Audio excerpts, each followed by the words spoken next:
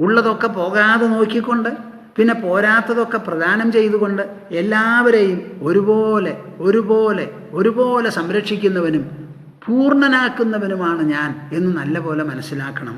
ഈ പശ്ചാത്തലത്തിലാണ് ചോദിക്കുന്നത് എന്ത്? യേഷു യേഷു ച ഭാവേഷു ഭക്ത്യാ ത്വാം പരമർഷയഃ ഉപാസീനാഃ പ്രപദ്യന്തെ സംസിദ്ധിം തദ്വദസ്വമേ. 16-ാമത്തെ അധ്യായത്തിലെ 3-ാമത്തെ ശ്ലോകമാണിത്. യേഷു യേഷു ച ഭാവേഷു ഭക്ത്യാ ത്വാം പരമർഷയഃ ഉപാസീനാഃ പ്രപദ്യന്തെ സംസിദ്ധിം തദ്വദസ്വമേ. എന്തൊക്കെയാ ഇപ്പൊ പറഞ്ഞു കേട്ടത് ഉദ്ധവൻ? അപ്പൊ അദ്ദേഹത്തിനോട് ചോദിക്കുകയാണ്, മഹാപ്രഭോ, അങ്ങയുടെ മഹാത്മ്യം, അങ്ങയുടെ മേന്മയും മഹത്വവും സീമാതീതമാണ്. അങ്ങനെ നമ്മളോ വളരെ ചെറിയൊരു മനസ്സും ഒരു ശരീരവും വെച്ചുകൊണ്ടിരിക്കുന്നവരാണ്. നാം കയറി പിടിക്കുന്നതോ മഹാപ്രഭുവിന്. അപ്പോൾ അത് പെട്ടെന്ന് അങ്ങോട്ട് പിടിച്ചു വിഴുങ്ങാൻ പറ്റില്ല. എവിടുന്നെങ്കിലും ഒരു സ്ഥലത്തുനിന്ന് തുടങ്ങണമല്ലോ. അപ്പോൾ യേഷു കേഷു ച ഭാവേഷു, ഏതെല്ലാം വിശേഷപ്പെട്ട ഭാവങ്ങളിലാണ് ഭക്ത്യാ ത്വാം പരമർഷയഃ, ഭക്തിയോടുകൂടി പരമർഷികൾ, ഉപാസീനാഃ, ഉപാസിച്ച് ഇപ്പം ലോകം മുഴുവനും ഉപാസിക്കാൻ നമുക്ക് സാധിക്കില്ല. നാം ഇരിക്കുന്നത് ഒരു വീട്ടിൽ അല്ലെങ്കിൽ പോകുന്നത് ഒരു ക്ഷേത്രത്തിൽ, വളരെ പരിമിതമായ ഒരു സ്ഥലമാണ്. അവിടെ കാണുന്നത് ഒരു വിഗ്രഹത്തെ അല്ലെങ്കിൽ ഒരു സാളിഗ്രാം, ഒരു ശിവലിംഗം അല്ലെങ്കിൽ ഒരു പടം, അത്രയും നമ്മുടെ മുൻപിലുള്ളൂ. അത് വെച്ചുകൊണ്ട് ഏത് ഭാവങ്ങളെക്കുറിച്ച് കൂടുതൽ ചിന്തിച്ച് ധ്യാനിച്ച് താതാത്മ്യം കൈവരിച്ചാലാണോ നാം ചെയ്യുന്ന സാധന സിദ്ധി പ്രാപിക്കുക, സംസിദ്ധിം പ്രാപിക്കുക, അതിനുള്ള വഴി ഒന്ന് പറഞ്ഞു തരുമെന്ന്. അപ്പോഴാണ് കൃഷ്ണൻ, ദാ ലോകത്തിൽ മുഴുവനും ഞാനാണ്, എല്ലാം ഞാനാണ്, അങ്ങനെയാണെങ്കിലും ഇതാണ് വിശേഷപ്പെട്ട ചില ഭാവങ്ങൾ എന്ന് പറഞ്ഞ് ഓരോന്നിനെയും വിവരിക്കുകയാണ്. ഗൂഢശ്ചരസി ഭൂതാത്മാ ഭൂതാനാം ഭൂതഭാവന നത്വം പശ്യന്തി ഭൂതാനി പശ്യന്തം മോഹിതാനി തേ എന്ന് പറഞ്ഞു. ആര്? ഉദ്ധവൻ. അങ്ങ് എല്ലാ ദിക്കിലും നിറഞ്ഞിരിക്കണു എന്നുള്ളത് ശരിയാ. പക്ഷെ ആ നിറവ് കണ്ണിനോ കാതിനോ വെളിപ്പെടുത്തുന്ന നിറവല്ല, എല്ലാറ്റിൻ്റെയും ഉള്ളിലാണ്. അപ്പോൾ ഈ ഉള്ളിലായതുകൊണ്ട് ആ ഉള്ളിലേക്ക് എങ്ങനെയാ കടന്നു ചെല്ലുക എന്നുള്ളതാണ് നമുക്ക് വിഷമം. നമ്മുടെ ഉള്ളിലുണ്ട് ഈശ്വരൻ, കാണാൻ പറ്റുന്നില്ലല്ലോ. നമ്മുടെ പുറത്ത് എല്ലാ സ്ഥലത്തും ഉണ്ട്, പക്ഷേ ഗൂഢമായിട്ടാണ്. ആ ഗൂഢമായതുകൊണ്ട് കണ്ടുപിടിക്കാൻ എളുപ്പമല്ല. ആ എളുപ്പമില്ലാത്തതിന് എന്താ കാരണം? തേ മോഹിതാനി ഭൂതാനി പശ്യന്തം ത്വാം ന പശ്യതി. എല്ലാറ്റിനും ദൃക്കായും സാക്ഷിയായും ദ്രഷ്ടാവായും ഇരിക്കുകയാണ് അങ്ങ്. ഇപ്പം ഞാൻ എന്നുള്ള വാക്ക് ഉപയോഗിക്കാത്തവരാരെങ്കിലും ഉണ്ടോ? ഇല്ല. എല്ലാ ദിവസവും നമ്മൾ ഉപയോഗിക്കുന്നുണ്ട്, എത്രയോ തവണ ഉപയോഗിക്കുന്നുണ്ട്. എന്നാൽ ഈ ഞാൻ എന്നുള്ളത് എന്തിനെ സൂചിപ്പിക്കുന്നു എന്ന് നമുക്ക് പറയാൻ സാധിക്കുന്നുണ്ടോ? ഇല്ല. അപ്പം പശ്യന്തം, ദ്രഷ്ടാവായിരിക്കുന്ന ഈ ഞാനെ, ദൃശ്യത്തോടുകൂടി വ്യവഹരിക്കുന്ന ഞാൻ ഒരിക്കലും കാണാൻ എനിക്ക് ശക്തിയില്ല, തോന്നുന്നില്ല, അതിനുള്ള പ്രാപ്തിയില്ല. അതുകൊണ്ടാണ് ചോദിക്കുന്നത് എങ്ങനെയാണ് ഉപാസിക്കേണ്ടത് എന്ന്. അപ്പോൾ കൃഷ്ണൻ പറയാണ്, നമ്മുടെ പുരാണങ്ങളും ഇതിഹാസങ്ങളും കഥകളും ഒക്കെ വളരെ പരസ്പരം ബന്ധമുള്ളതാണ്, ഒന്നിനോടൊന്ന് ഇണങ്ങി നിൽക്കുന്നതാണ്. അപ്പോൾ കൃഷ്ണൻ തന്നെ പറയണത് നോക്കൂ. ശ്രീ ഭഗവാനുവാച ഏവമേതദഹം പൃഷ്ടഃ പ്രശ്നം പ്രശ്നവിദാം വര യുയുത്സുനാ വിനശനെ സപത്നൈരർജുനേന വൈ. ഇതേമാതിരി ഉദ്ധവ എൻ്റെ അടുത്ത് അർജുനൻ ചോദിക്കുകയുണ്ടായി. ഉദ്ധവനിപ്പോൾ എന്നോടൊരു ചോദ്യം ചോദിച്ചുവല്ലോ, ഇതേമാതിരി അർജുനൻ എന്നോട് ചോദിച്ചു. എവിടെയാ ചോദിച്ചത്? പടക്കളത്തിലാണ്. ഇപ്പോൾ നമുക്ക് സമാധാനാന്തരീക്ഷമാണ്. ദ്വാരകയിൽ എൻ്റെ കൃത്യങ്ങളെല്ലാം അവസാനിപ്പിച്ച് ഒരു നിലയ്ക്ക് വിശ്രമം കൊള്ളുകയാണ് ഞാൻ. ആ സമയത്താണ് ഉദ്ധവൻ വന്ന് എന്നോടിത് പറയുന്നത്. അവിടെയോ ഇതൊന്നുമല്ല രംഗം. പടക്കളത്തിൽ 45 ലക്ഷം പടയാളികളാണ്. അതിൽ കാലാളുണ്ട്, കുതിരയുടെ മുകളിലുള്ളവരുണ്ട്, രഥത്തിൻ്റെ മുകളിലുള്ളവരുണ്ട്, ആനപ്പടയുണ്ട്. ഇതെല്ലാം കൂടിയിട്ടൊരു 45 ലക്ഷം യുദ്ധകാഹളം കഴിയും. എന്നിട്ട് അവിടെ വച്ചിട്ടാണ് എന്നോട് ചോദിച്ചത്. അപ്പം ഈ ചോദ്യം ഉദ്ധവൻ ആദ്യമായിട്ട് ചോദിക്കല്ല, തത്വജിജ്ഞാസുക്കൾ എല്ലാവരും തന്നെ ചോദിക്കുന്നതാണ്. ആ ചോദിക്കുന്ന സമയത്ത് സ്ഥലഭേദമില്ല, സംഭവഭേദമില്ല, ഉദ്ദേശഭേദവും ഇല്ല. ചോദ്യം മനസ്സെന്നാണ് വരണത്. ആ മനസ്സാണ് ഇവിടെ പ്രമാണം. ഏവമേതദഹം പൃഷ്ടഃ പ്രശ്നം പ്രശ്നവിദാം വര. കൃഷ്ണൻ ഒരു അഭിനന്ദനം നൽകുക. ഉദ്ധവന് നല്ല പോലെ ചോദ്യങ്ങൾ ചോദിക്കാനറിയാം. പൃച്ഛകൻ ഉണ്ടായാലേ പ്രവക്താവിന് മറുപടി പറയാനൊരു സന്തോഷമുള്ളൂ. മറ്റത് നമ്മളിങ്ങനെ പറയണത് ഇങ്ങനെ കേട്ടുകൊണ്ടിരുന്നു, ഇത് മനസ്സിലാക്കിയോ, ആരെങ്കിലും ഗ്രഹിച്ചോ, അവർക്ക് പ്രയോജനപ്പെടുന്നുണ്ടോ, ഇതൊന്നും മനസ്സിലാവണില്ല. എനിക്കുള്ളൊരു വിഷമം എന്ന് പറഞ്ഞുകൂടാ കേട്ടോ. നിങ്ങളൊക്കെ ദൂരത്താ, ആരെയും ഞാൻ കാണുന്നില്ല. അപ്പം ഈ പറയുന്നതിന് എന്താണ് പ്രതികരണം എന്നുള്ളത് എങ്ങനെയാണ് മനസ്സിലാവുക? കുറേയൊക്കെ ആൾക്കാർ എഴുതലുണ്ട്. എഴുതുന്നത് എത്ര ആൾ എഴുതും? കാണുന്നതോ 10-65 ലക്ഷം പേരാണത്ര ഇത് കാണുന്നത് പ്രതിദിനം. അതിൻ്റെ ഇടയിൽ ആനുപാതികമായി കുറേ പേരെ എഴുതണമെങ്കിൽ 1000കണക്കിന് എഴുത്തു വരാം. അപ്പം നിങ്ങളൊക്കെ ഇത് എങ്ങനെയാണ് സ്വീകരിക്കുന്നത് എന്നുള്ളത് അറിയാൻ വിഷമമുണ്ട്. കൃഷ്ണൻ പോലും ഉദ്ധവനെ അഭിനന്ദനം ചെയ്യാണ്. പ്രശ്നവിതാംബര, ചോദ്യങ്ങൾ ചോദിക്കാൻ നല്ല പോലെ അറിയുന്നവനാണ്, അവരിൽ ശ്രേഷ്ഠനാണ് ഉദ്ധവ. യുയുസ്സുനാ വിനശനേ സപത്നൈരർജുനേന വൈ. കുരുക്ഷേത്രത്തിൽ വെച്ച് യുദ്ധം ചെയ്യാനുള്ള തയ്യാറെടുപ്പോടുകൂടി വന്ന് ആ സന്ദർഭത്തിൽ ആ 11 അല്ല 12 മണിക്കൂറിൻ്റെ അടുത്ത് എത്താറായി. ആ സമയത്ത് സപത്നൈരർജുനേന വൈ, ആ ശത്രുക്കളുടെ മുൻപിൽ നിൽക്കുന്നവൻ, കൂട്ടാളികൾ പടയാളികളായിട്ടുണ്ട്, അവരുടെ മുമ്പിൽ വെച്ച് ചോദിച്ചു. അതിനെന്താ കാരണം? ജ്ഞാത്വാ ജ്ഞാതിവധം ഗർഹ്യം അധർമ്മം രാജ്യഹൈതുകം തതോ നിവൃത്തോ ഹന്താഹം ഹതോയമിതി ലൗകികഃ. ജ്ഞാത്വാ ജ്ഞാതിവധം ഗർഹ്യം. അവിടെ ചെന്നപ്പോൾ എന്താ സ്ഥിതി? ജ്ഞാതികളെയാ കൊല്ലണ്ടി വരാൻ പോണത്. സാധാരണ പല യുദ്ധവും ചെയ്ത പടയാളിയാണ്, വില്ലാളി വീരനാണ് അർജുനൻ. ഇതിനു മുൻപുള്ള യുദ്ധങ്ങളിലൊക്കെ മുൻപിൽ നിൽക്കുന്നത് ശത്രുക്കളാണ്. ഇവിടെയോ മഹാഭാരത യുദ്ധത്തിൽ, കുരുക്ഷേത്ര യുദ്ധത്തിൽ മുൻപിൽ നിൽക്കുന്നത് സ്വജനങ്ങളാണ്, തൻ്റെ ജ്ഞാതികളാണ്. ജ്ഞാത്വാ ജ്ഞാതിവധം ഗർഹ്യം. ആ ജ്ഞാതികളെ മുഴുവനും കൊല്ലുന്നത് ഗർഹ്യം, നിന്ദ്യമാണല്ലോ, പാപമാണല്ലോ. അധർമ്മം രാജ്യഹൈതുകം, തികച്ചും അധർമ്മമാണത്, ഒരിക്കലും ചെയ്യാൻ പാടില്ലാത്തതാണ്. എന്തിനു വേണ്ടിയിട്ടാണ് ചെയ്യുന്നത്? രാജ്യം തിരിച്ചു കിട്ടാൻ എന്നല്ലേ എല്ലാവരും പറയൂ. നമുക്കും അതല്ലേ അഭിപ്രായം. നമുക്ക് അർഹപ്പെട്ട രാജ്യം ഇന്ദ്രപ്രസ്ഥം ചോദിച്ചു, തരില്ല, യുദ്ധം ചെയ്ത് വേണമെങ്കിൽ എടുത്തോളൂ എന്നല്ലേ പറഞ്ഞത് ദുര്യോധനൻ. അപ്പം രാജ്യത്തിന് വേണ്ടിയിട്ടെന്നാണ് പറയുക. തതോ നിവൃത്തോ ഹന്താഹം ഹതോയമിതി ലൗകികഃ. അർജുനൻ അത് ചെയ്യാൻ സാധിച്ചില്ല, അതിൽ നിന്നും മടങ്ങണമെന്നായി. ഹന്താഹം ഹതോയമിതി ലൗകികഃ. ഞാൻ എല്ലാവരുടെയും ഹന്താവായിത്തീരും.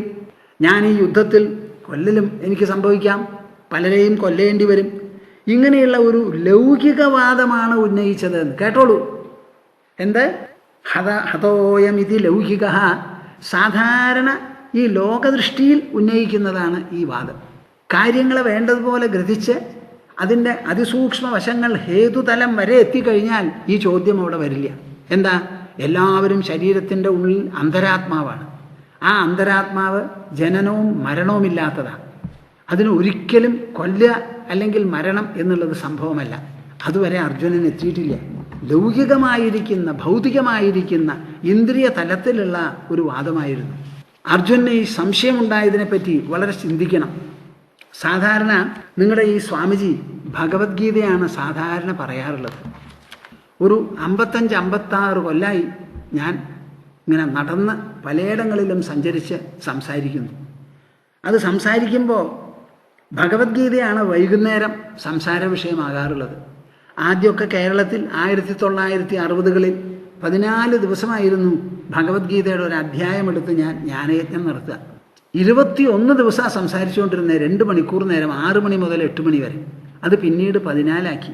വളരെ ജ്ഞാനയജ്ഞങ്ങൾ ഇവിടെ കേരളത്തിൽ ഉടനീളം നടത്തിയിട്ടുണ്ട്. അങ്ങനെ ഭഗവത്ഗീതയാണ് എനിക്ക് എപ്പോഴും ചർച്ചാ വിഷയം. അതിലൊരു പ്രത്യേക നിർബന്ധവും താല്പര്യവും ഒക്കെ ഉണ്ട്.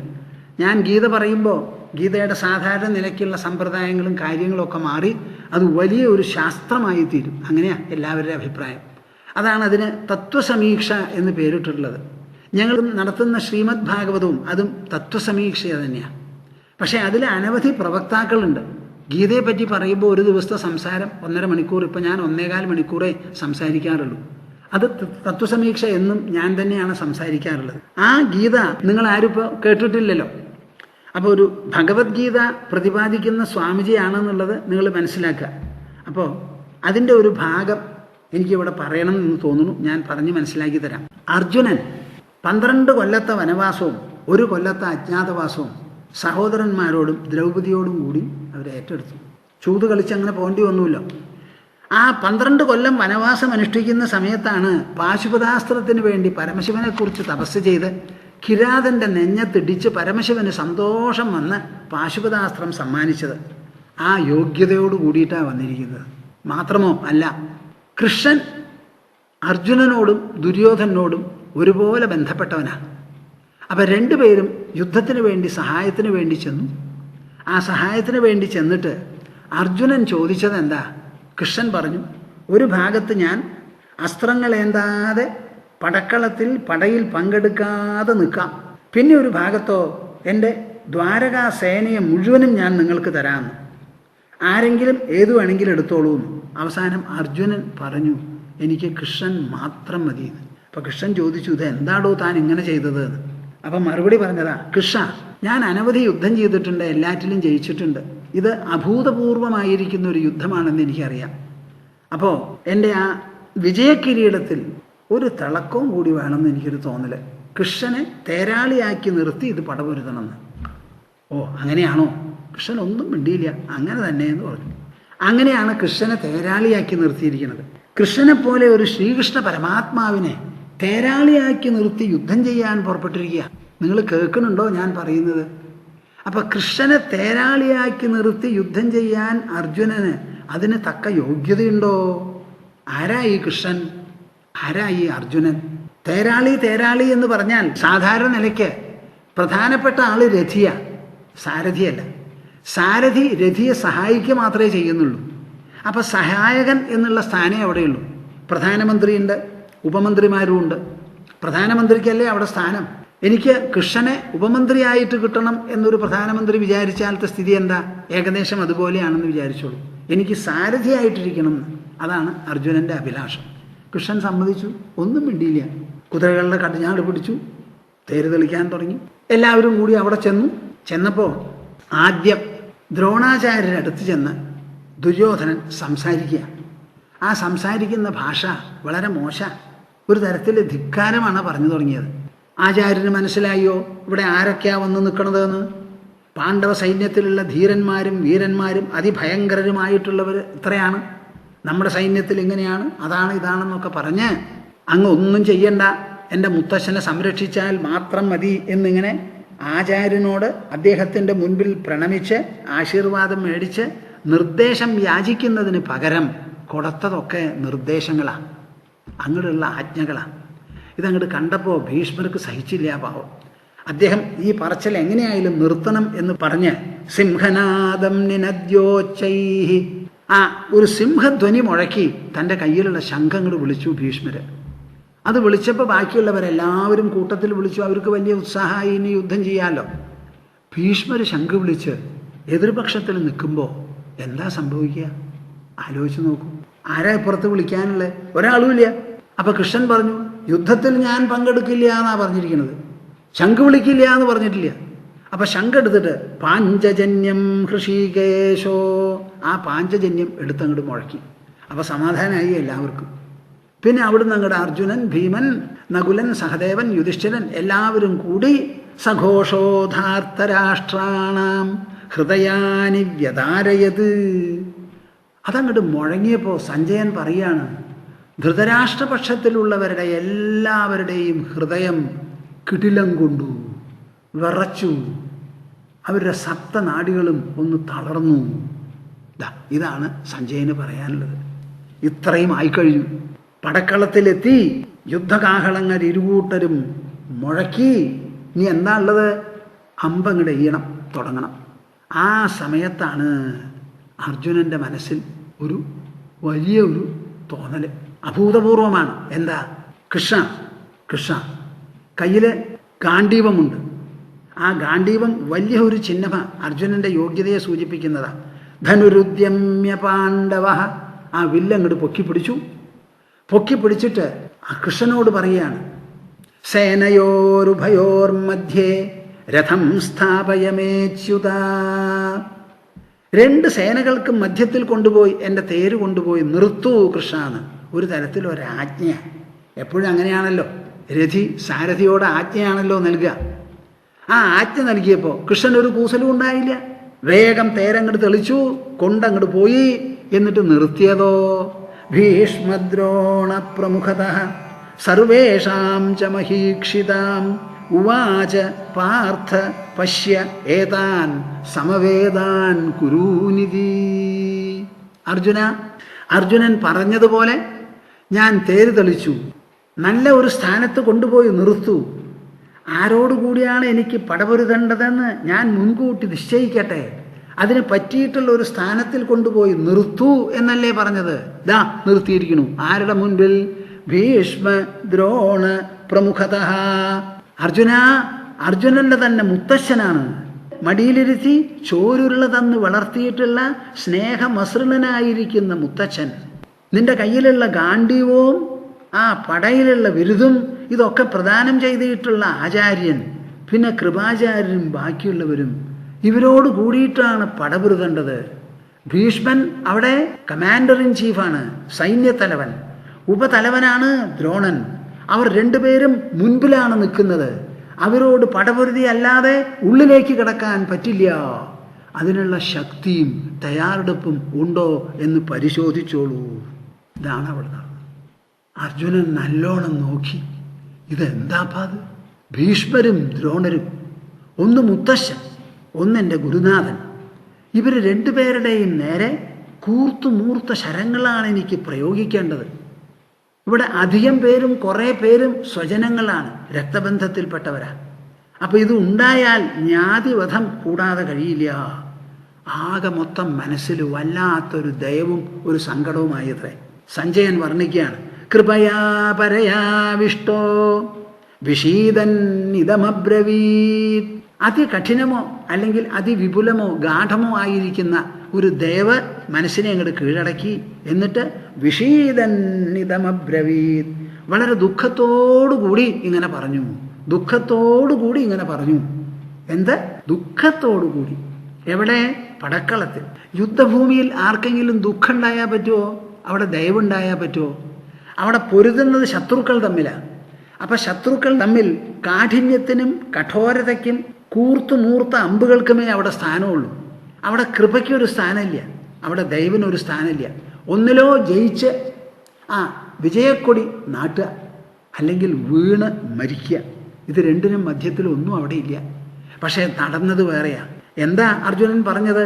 ദൃഷ്ട്വേമം സ്വജനം കൃഷ്ണ യുയുത്സും സമുപസ്ഥിതം സീദന്തി മമ ഗാത്രാണി മുഖം ച പരിശുഷ്യതി വേപതുശ്ചരീരേ മേ രോമഹർഷശ്ച ജായതേ ഗാണ്ഡീവം സ്രംസതേ ഹസ്താത് ത്വക്ചൈവ പരിദഹ്യതേ ന ച ശക്നോമ്യവസ്ഥാതും ഭ്രമതീവ ച മേ മനഃ ഏതാന്ന ഹന്തുമിച്ഛാമി ഘ്നതോപി മധുസൂദന അഭി ത്രൈലോക്യരാജ്യസ്യ ഹേതോഃ കിം നു മഹീകൃതേ. അർജുനന്റെ നിലപാട് കംപ്ലീറ്റ് ആയിട്ടാണ് മാറി. ഒരു പടക്കുളത്തിൽ സംഭവിക്കാൻ പാടില്ലാത്തതാണിത്, പക്ഷേ സംഭവിച്ചു എന്നുള്ളതാണ് നമ്മുടെ ഭാരതഭൂമിയുടെ വിശേഷത. ഈ രാജ്യത്തിൽ എന്തും സംഭവിക്കും, പ്രത്യേകിച്ചും നല്ല കാര്യങ്ങൾ. അഭൂതപൂർവമാണ് ഈ കുരുക്ഷേത്ര യുദ്ധം. അതിൽ അഭൂതപൂർവമായ നാന്ദിയാണ് ഇവിടെ കുറിക്കുന്നത്. ദൃഷ്ട്വേമം സ്വജനം കൃഷ്ണ. കൃഷ്ണ ശരി തന്നെയാണ്.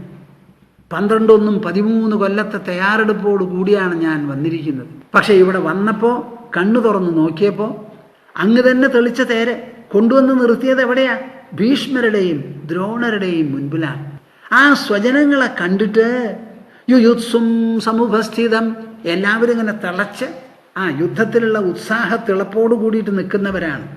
അവരെ കണ്ടപ്പോൾ സ്വജനങ്ങളാണെന്നുള്ള ആ വിചാരം. സീദന്തി മമ ഗാത്രാണി, എൻ്റെ ശരീരമാസകലം നാഡികളും ഞരമ്പുകളും എല്ലാം കടന്ന് വിറയ്ക്കണു, തളരണു. മുഖം ച പരിശുഷ്യതി, വായിൽ ഉമിനീരില്ല. വേപതുശ്ച ശരീരേ മേ, ശരീരമാസകലം കമ്പം കൊണ്ടിരിക്കുക, വിറയ്ക്കണു. രോമഹർഷശ്ച ജായതേ, രോമമെല്ലാം എടുത്തു പിടിച്ചിരിക്കുക. ഗാണ്ഡീവം സ്രംസതേ ഹസ്താത്, എൻ്റെ പ്രഖ്യാതമായിരിക്കുന്ന വില്ല്, അതാണ് എന്നെ വില്ലാളി വീരനാക്കുന്നത്. ആ ഗാണ്ഡീവം എനിക്ക് കയ്യിൽ പിടിക്കാൻ പറ്റാതെ വഴുതി വീണ് താഴ്ത്തു വീണിരിക്കുക. ഗാണ്ഡീവം സ്രംസതേ ഹസ്താത് ത്വക്ചൈവ പരിദഹ്യതേ, തൊലി മുഴുവനും ചുട്ടു നീറുന്നു. കേൾക്കുന്നുണ്ടോ നിങ്ങൾ? അർജുനൻ്റെ ദുഃഖമാണ് ഈ വിവരിക്കുന്നത്. നിങ്ങൾക്ക് ആർക്കെങ്കിലും ഇങ്ങനെ ഒരു ദുഃഖം ഉണ്ടായിട്ടുണ്ടോ ജീവിതത്തിൽ? നിങ്ങൾ ചെറുവിരൽ വീങ്ങിയ 4 ഡോക്ടർക്ക് ഉറങ്ങാൻ സമയം കൊടുക്കില്ല. എന്താ ഇവിടുത്തെ സ്ഥിതി? ത്വക്ചൈവ പരിദഹ്യതേ ന ച ശക്നോമ്യവസ്ഥാതും എനിക്ക് നിൽക്കാൻ തന്നെ വയ്യ. ഭ്രമതീവചമേ മനഃ, മനസ്സ് വട്ടം തിരിയുന്നു, ചുഴലിക്കാറ്റ് പോലെയാ തിരിയുന്നത്. ഏതാന്നഹം തുമിച്ഛാമി, എന്ത് തന്നെ വന്നാലും ഇവരെ കൊല്ലാൻ ഞാൻ ഇച്ഛിക്കുന്നില്ല. ഘനതോപി മധുസൂദന, അങ്ങനെയുള്ള തീരുമാനത്തോടു കൂടി നിന്നാൽ അവരുടെ ശരമേറ്റോ അല്ലെങ്കിൽ വാളേറ്റോ ഞാൻ താഴത്ത് വീഴുകയാണെങ്കിൽ ഒരു വിരോധവും എനിക്കില്ല. അഭിത്രൈലോക്യരാജ്യസ്യ ഹേതോ, 3 ലോകവും കിട്ടാമെന്ന് പറഞ്ഞാലും ശരി ഞാനതിന് തയ്യാറില്ല. കിം നു മഹീകൃതേ, എന്നിട്ടാണോ ഈ ഇന്ദ്രപ്രസ്ഥം എന്ന് പറയുന്ന രാജ്യത്തിന് വേണ്ടി. നിഹത്യഥാർത്ഥരാഷ്ട്രാന്നഃ കാ പ്രീതി സ്യാത് ജനാർദ്ദന, ധൃതരാഷ്ട്രപക്ഷക്കാരായിട്ടുള്ള ഇവരെ കൊന്നിട്ട് നമുക്ക് എന്ത് സന്തോഷമാണ് വരാൻ പോകുന്നത്? അവരൊക്കെ കസിൻ ബ്രദേഴ്സ് അല്ലേ നമ്മുടെ. അവരെ കൊന്നിട്ട് ഒരു യുദ്ധത്തിൽ ജയിച്ചാൽ ജയിച്ചു കഴിഞ്ഞ് ആ യുദ്ധത്തിനെ കുറിച്ച് ഓർമ്മ വയ്ക്കുന്തോറും യുദ്ധം തീർന്നു പോയി, ഓർമ്മയെ ബാക്കിയുണ്ടാവുള്ളൂ. ആ ഓർമ്മയിൽ ഈ സ്വജനങ്ങളുടെ ഓർമ്മയാണ് മുന്നിലിങ്ങനെ തിളച്ചു മറിയുക. അതിൽ നമുക്ക് സന്തോഷിക്കാൻ എങ്ങനെ സാധിക്കും? നിഹത്യഥാർത്ഥരാഷ്ട്രാന്നഃ കാ പ്രീതി സ്യാത് ജനാർദ്ദന പാപമേവാശ്രയേതസ്മാൻ ഹത്വൈതാൻ ആതതായിനഃ. ഇവര് ആതതായികളാണ്, കൊടും പാപികളാണ്. അരക്കില്ലമുണ്ടാക്കി അതിൽ വളരെ ആതിഥേയ മര്യാദയോടുകൂടി നമ്മെ പാർപ്പിച്ച് അതിൽ തീ കൊടുത്ത് ചുട്ടരിച്ചു കൊല്ലാൻ നോക്കിയവരാണിവർ, ആതതായികളാണ്. എന്നാലും സ്വജനങ്ങളാണെന്നാണ് എൻ്റെ മനസ്സിൽ തോന്നുന്നത്.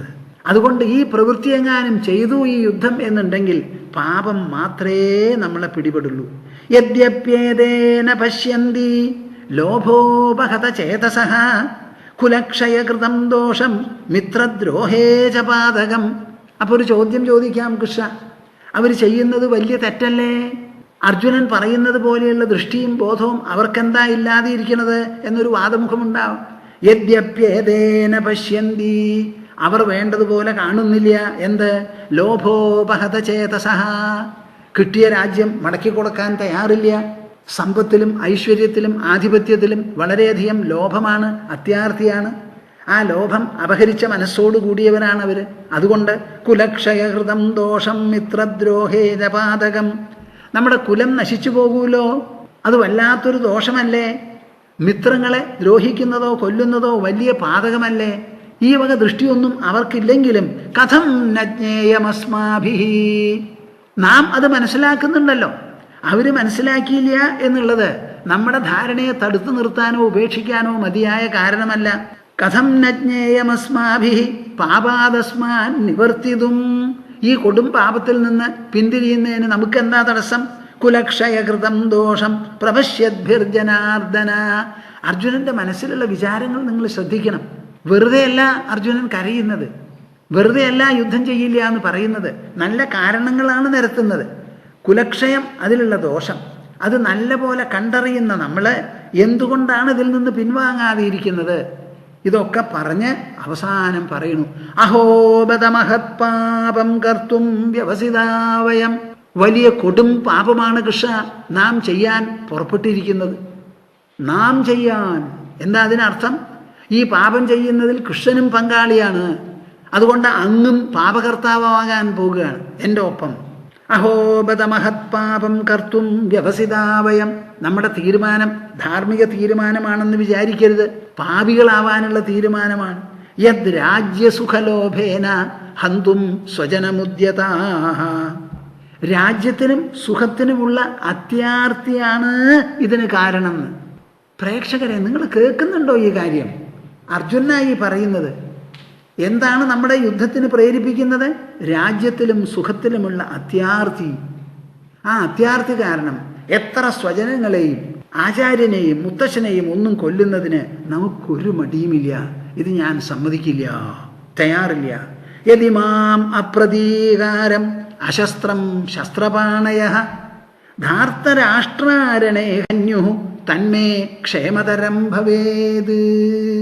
യതിമാം അപ്രതീകാരം അശസ്ത്രം ശസ്ത്രപാണയഃ, ഞാൻ അമ്പും വില്ലും താഴത്തിട്ട് മിണ്ടാതെ ഇവിടെ നിൽക്കാനാ പോകുന്നത്. അങ്ങനെ നിരായുധനായിരിക്കുന്ന എന്നെ ധൃതരാഷ്ട്രപക്ഷത്തിലുള്ളവർ, ദുര്യോധനാദികൾ അമ്പെയ്ത് കൊന്നു എന്നുണ്ടെങ്കിൽ ആ മരണത്തിലാണ് എനിക്ക് കൂടുതൽ ക്ഷേമം. ഞാൻ യുദ്ധം ചെയ്യില്ല, ഒരൊറ്റ ആളെയും കൊല്ലില്ല. ഇതാണ് അർജുനന്റെ നിലപാട്. സഞ്ജയൻ വിവരിക്കുകയാണല്ലോ, ഏവമുക്ത്വാർജുന സംഖ്യേ രഥോപസ്ഥ ഉപാവിശത് വിസൃജ്യ സശരം ചാപം ശോക സംവിഘ്ന മാനസഹ. നിങ്ങൾ കേൾക്കുന്നുണ്ടോ? അർജുനൻ അവിടെ പോയത് എങ്ങനെയാ? പടയാളി എന്നുള്ള നിലയ്ക്ക് വീര്യ, ധൈര്യ, സാഹസ, ഉദ്വേഗം ഇതെല്ലാം നിറഞ്ഞ് കവിഞ്ഞൊഴുകുന്ന ഒരു പടയാളി, വില്ലാളി വീരനായിട്ടാണ് അവിടെ ചെന്നിരിക്കുന്നത്. ഇപ്പോഴോ അങ്ങേ അറ്റത്തെ ദുഃഖമാണ് മനസ്സിൽ തിളയ്ക്കുന്നത്. ഏവമുക്ത്വാർജുന സംഖ്യേ, ഇങ്ങനെ കൃഷ്ണനോട് പറഞ്ഞു ധരിപ്പിച്ച്, സംഖ്യേ ആ യുദ്ധത്തിൽ, യുദ്ധം തുടങ്ങിയെന്ന് തന്നെ പറയാം, തഥോ രഥോപസ്ഥ ഉപാവിശത്, ആ രഥത്തിന്റെ പിൻഭാഗത്ത് ഉപാവിശത് അങ്ങോട്ട് ഇരുന്നു. വിസൃജ്യ സശരം ചാപം, തൻ്റെ കയ്യിലുള്ള അമ്പും വില്ലും രണ്ടും ഉപേക്ഷിച്ച് ശോക സംവിഘ്ന മാനസഹ, ദുഃഖം ഭേദിക്കുന്ന മനസ്സോടുകൂടി, വല്ലാതെ സഹിക്കുവയ്യാതെ അതികഠിനമായ മനോവേദനയോടുകൂടി അങ്ങനെ മനസ്സിനെയും നാടിഞരമ്പുകളെയും പിളർക്കത്തക്ക ശോക ആ ജ്വാല അഗ്നിയിൽ അങ്ങോട്ട് സഹിച്ചുകൊണ്ട് വെന്ത് നീറിക്കൊണ്ട് അവിടെ അങ്ങോട്ട് ഇരുന്നു. ഉദ്ധവന്റെ നിലയോ ഇങ്ങനെയല്ല. ഉദ്ധവൻ സമാധാനമായിട്ട് അവിടെ ഇരിക്കുക. ആരുടെ കൂടെ? കൃഷ്ണന്റെ കൂടെ. അടുത്ത് ആരുമില്ല. ഉദ്ധവന് പ്രായമേറിയായി. ഒരു യുദ്ധമോ ഒരു സന്നാഹമോ ഒന്നുമില്ല. കൃഷ്ണൻ പോകുന്നു, ഇത്രയാണ്. അതും ഇവർ ചെറുപ്പക്കാരല്ല. അർജുനനാണെങ്കിൽ മധ്യവയസ്കനാണ്. ഉദ്ധവനോ 125 വയസ്സായി കൃഷ്ണന്. അതിന് സമാനമായിട്ടുള്ള ഒരു വയസ്സ് ഉദ്ധവനുമായി. ഇനി എത്ര കാലം ജീവിക്കണം? എന്തൊക്കെ ചെയ്യാനുണ്ട്? ഒന്നും ചെയ്യാനില്ല. ചെയ്തതൊക്കെ കഴിഞ്ഞു. ഇനി ലോകത്തിൽ നിന്ന് വിരമിക്കണം എന്നുള്ള നിലം. ആ സായാഹ്നവും കഴിഞ്ഞ് രാത്രി തന്നെ പറയട്ടെ, അങ്ങനെയായി. ഇവിടെയോ അതല്ല സ്ഥിതി. ആ സമയത്താണ് അർജുനൻ പറയണത് കേട്ട്, ഇത് 16-ാം അധ്യായത്തിലത്തെ 8-ാമത്തെ ശ്ലോക. സതതാ പുരുഷവ്യാഘ്രോ യുക്ത്യാമേ പ്രതിബോധിതഃ അഭ്യഭാഷത മാമേവം യഥാത്വം രണമൂർധനി. സതതാ പുരുഷവ്യാഘ്രോ യുക്ത്യാമേ പ്രതിബോധിതഃ. ഇത്രയും സങ്കടം പറഞ്ഞ് അമ്പും വില്ലും താഴത്തിട്ട് ശോകസംവിഘ്ന ചേതസ്സായി തേർത്തടത്തിൽ എൻ്റെ പിന്നിൽ അങ്ങോട്ട് ഇരിപ്പുറപ്പിച്ച ആ പുരുഷവ്യാഘ്രൻ. ഇരിപ്പുറപ്പിച്ചത് എങ്ങനെയാ? ശോകമഗ്നനായിട്ടാണ്. എന്നാൽ ആരാ അത്? പുരുഷവ്യാഘ്രനാണ്, വലിയൊരു വീരനാണ്. ആ വീരൻ ഇവിടെ ശോകസംവിഘ്നനായിട്ടാണ് ഇപ്പോൾ ഇരിക്കുന്നത്. അങ്ങനെ ഇരിക്കുന്ന ആ പുരുഷവ്യാഘ്രം, പുരുഷ കേസരി എന്ന് പറയട്ടെ, പുരുഷൻ വ്യാഘ്രം, യുക്ത്യാമേ പ്രതിബോധിത. നിങ്ങൾ കേൾക്കുന്നുണ്ടോ? എൻ്റെ കൂടെ വരുന്നുണ്ടോ പ്രേക്ഷകരെ? യുക്ത്യാമേ പ്രതിബോധിത. അർജുനൻ പറഞ്ഞത് വെറും പുലമ്പലല്ല. അതിൽ പല കാരണങ്ങളുമാണ് പറയുന്നത്. അവർ ദോഷം കാണുന്നില്ലെങ്കിലും ദോഷം കാണുന്ന നമ്മൾ എന്തിനു പാപികളാവണം? അവർക്ക് ലോഭമാണ് ഈ യുദ്ധത്തിനെങ്കിൽ നമ്മൾ ലോഭം അതിന് വിധേയരാവരുതല്ലോ എന്ന് പറഞ്ഞ് യുക്തിസഹമായിട്ടാണ് പറയുന്നത്. ആ അർജുനനെ യുക്ത്യാമേ പ്രതിബോധിത. ഈ ഒരു വരി ലോകം മുഴുവനും അറിയണം. ലോകം മുഴുവനും അറിയണം. യുക്ത്യാമേ പ്രതിബോധിത. ആ അർജുനനെ ഈ ശോച്യാവസ്ഥയിൽ നിന്ന്, ഈ ശോചത്തിൽ നിന്ന് രക്ഷിക്കാൻ ഒരു വഴിയുള്ളൂ. ആ വഴിയാണ് തത്വവിചാരം. യുക്തിസഹമായി കാര്യങ്ങൾ പറഞ്ഞ് മനസ്സിലാക്കുക. അർജുനൻ പറഞ്ഞതും ഒരളവ് വരെ യുക്തി ഉപയോഗിച്ചാണ്. അപ്പോൾ നമ്മുടെ അധ്യാത്മ ജീവിതത്തിൽ, നമ്മുടെ ധർമ്മശാസ്ത്രത്തിൽ യുക്തിക്ക് എത്രത്തോളം സ്ഥാനമുണ്ട് എന്നുള്ളത് നിങ്ങൾ നല്ല പോലെ മനസ്സിലാക്കിക്കോളൂ. യുക്ത്യാമേ പ്രതിബോധിത. ഉദ്ധവനോടും അത് തന്നെയാണ് ചെയ്യുന്നത്. യുക്തിസഹമായി കാര്യകാരണങ്ങളെ നിരത്തി ഉദ്ബോധിപ്പിക്കുകയാണ്. അപ്പോൾ യുക്ത്യാമേ പ്രതിബോധിത അഭ്യഭാഷത മാമേവം യഥാത്വം രണമൂർധനി. അങ്ങ് എന്നോടിപ്പോൾ സംസാരിക്കുന്നുണ്ടല്ലോ. എന്നെപ്പോലെ ഒരാൾ ഉപദേഷ്ടാവില്ല. എൻ്റെ മനസ്സിൽ വല്ലാത്ത മോഹം കിടന്ന് കൂടിയിരിക്കുന്നു. ആ മോഹത്തിൽ നിന്ന് എന്നെ വിരമിപ്പിക്കാനായി, രക്ഷപ്പെടുത്താനായി അങ്ങ് ഉപദേശം തരണം. വേറെ ഉപദേഷ്ടാക്കളില്ല എന്നൊക്കെ പറഞ്ഞിട്ട് ചോദിക്കുന്നുണ്ടല്ലോ. ഇതേമാതിരി തന്നെയാണ് രണമൂർധനി. ആ പടക്കളത്തിൻ്റെ മൂർധന്യം, ആ യുദ്ധക്രമങ്ങളിൽ മൂർധന്യത്തിൽ എത്തിയപ്പോൾ അർജുനൻ എന്നോട് പറഞ്ഞത്. കൃഷ്ണൻ എന്താ ഉപദേശിച്ചത്? നിങ്ങൾക്ക് എല്ലാവർക്കും കേൾക്കണത്. ഞാൻ ഭഗവത്ഗീതയാണ് ഇനി ഇതിന് ഉപോദ്ബലകമായോ ഇതിനോട് ബന്ധപ്പെടുത്തിയോ പറയാൻ പോകുന്നത്. സർവ്വ ആൾക്കാരും കേൾക്കേണ്ടതാ. അർജുനൻ ഇവിടെ എന്താ ദുഃഖം? 45 ലക്ഷം പേരിൽ 10 പേരൊഴികെ എല്ലാവരും ചാവാൻ പോവാ. അത് വെറുതെ ചാവുകയല്ല, കൊന്നിട്ടാണ്. അവിടെ വന്നിട്ടുള്ളവരെല്ലാം വധിക്കാനോ വധിക്കപ്പെടാനോ ആണ് വന്നിരിക്കുന്നത്. പടക്കളത്തിൽ നിന്ന് വെറുതെ തിരിച്ചു പോകാൻ വന്നവരാരുമില്ല അവിടെ. ഒന്നിലോ കൊന്നൊടുക്കി പോകണം, അല്ലെങ്കിലോ കൊല്ലപ്പെട്ടൊടുങ്ങി വിരമിക്കണം. ഇതിന് തയ്യാറായിട്ട് വന്നവരാണ്. അപ്പോഴാണ് പെട്ടെന്നാണ് അർജുനൻ്റെ ഈ പരിവർത്തനം. അതിന് പൊടുന്നനെ ഒരു പരിഹാരം ഉണ്ടാക്കണം. എന്താ ആ പരിഹാരം? അർജുനൻ്റെ മുതൂത്ത് തട്ടി നമുക്ക് ഇത്തിരി കൊക്കക്കോലയൊക്കെ ഒന്ന് കഴിക്കാമെന്നൊന്നും അല്ല അവിടെ പറഞ്ഞത്. ആ ചോദ്യം ആലോചിക്കൂ. കുതസ്ത്വാ കശ്മലമിതം വിഷമേ സമുപസ്ഥിതം അനാര്യജുഷ്ടം അസ്വർഗ്യം അകീർത്തികരമർജുന. കുതസ്ത്വാ കശ്മലമിതം വിഷമേ സമുപസ്ഥിതം. ചോദിക്കുകയാണ്, എന്താ? കഥം ന ജ്ഞേയമസ്മാഭിഹി. എതിർഭാഗത്തുള്ളവർ ഇതിൽ മഹാപാപം കാണുന്നില്ല എന്നുണ്ടെങ്കിലും കാണുന്ന നമ്മൾ എന്തിന് ഈ പാപത്തിന് വിധേയരാവണമെന്ന? അപ്പം എന്തിന് എന്നുള്ളതാണ് അവിടെ ചോദ്യം. അതേ ചോദ്യരൂപത്തിലാണ് കൃഷ്ണനും ചോദിക്കുന്നത്. കുതസ്ത്വാ കശ്മലമിതം വിഷമേ സമുപസ്ഥിതം. കുതഹ, എവിടെ നിന്നാണ് അർജുന ഈ സന്ദിഗ്ധാവസരത്തിൽ വിഷമേ സമുപസ്ഥിതം? ഈ ചോദ്യം എന്നോട് മുമ്പ് ചോദിക്കായിരുന്നോ? എന്നെ തേരാളിയായി വിളിച്ചു, ഞാനതിന് സമ്മതിച്ചു, കടിഞ്ഞാണ് കയ്യിലുണ്ട്. അർജുനൻ്റെ ആജ്ഞ പരിപാലിക്കാൻ തയ്യാറായി. എന്നോട് ആജ്ഞാപിച്ചു, തേരിനെ കൊണ്ടുപോയി നിർത്തൂ, ഞാൻ സൈന്യത്തെ പരിശോധിക്കട്ടെ എന്ന്. പരിശോധിക്കാൻ പറ്റിയ തരത്തിൽ കൊണ്ടുപോയി നിർത്തി. ഞാൻ ചെയ്തതല്ല, അർജുനനെ ആവശ്യപ്പെട്ടിട്ട് ചെയ്തതാ. ആ ചെയ്തതിൻ്റെ പ്രതിവിധിയായിട്ട് ഇപ്പോൾ കിട്ടിയതെന്താ? ഞാൻ യുദ്ധം ചെയ്യില്ല എന്ന്. നിങ്ങളെല്ലാവരും മിണ്ടാതിരുന്നപ്പോൾ ഭീഷ്മര് ശംഖ് വിളിച്ചു, അവരെല്ലാവരും കാഹളം മുഴക്കിയപ്പോൾ നിങ്ങൾക്കൊരു സഹായം തരാം, ഞാൻ കൂടെയുണ്ടെന്ന് അറിയിപ്പിക്കാൻ പാഞ്ചജന്യം മുഴക്കി. എന്നെ ഇതിൽ പങ്കാളിയാക്കി ഒരു തരത്തിൽ. ഇതൊക്കെ കഴിഞ്ഞതിന് ശേഷം ശരവിസർജനം മാത്രമേ ബാക്കിയുള്ളൂ എന്നുള്ള സന്ദർഭത്തിലാണ് ഇപ്പോൾ ഞാൻ യുദ്ധം ചെയ്യില്ല എന്ന് പറയുന്നത്. ഇതെങ്ങനെ ശരിയാവും? എവിടം കൊണ്ട് ശരിയാവും? ഈ ബലഹീനത അർജുനന്റെ മനസ്സിൽ എവിടെ നിന്ന് വന്നു?